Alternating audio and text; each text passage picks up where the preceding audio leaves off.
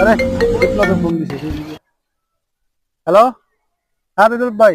আজকে রাত্রে জানি তোরা বাইরে কোন জায়গায় খাওয়া দাওয়া করিস না। রাইতে তোরা কয়জন আছস? হ্যাঁ আমরা দুইজন আছি, সমস্যা নাই।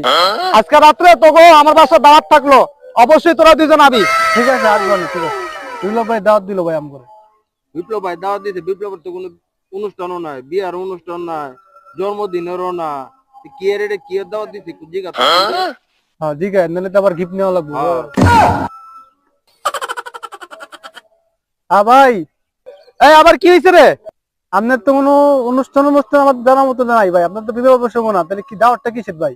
না তেমন কিছু না, ওই আমার আম্মা আজকে বাসায় 15টা ফকির দাওয়াত দিছিল। এখন তো 2টা ফকির শর্ট আছে, এর লিগে আমি তো করে দাওয়াত দিছি। তোরা আপরিস ছিলাম। হ্যাঁ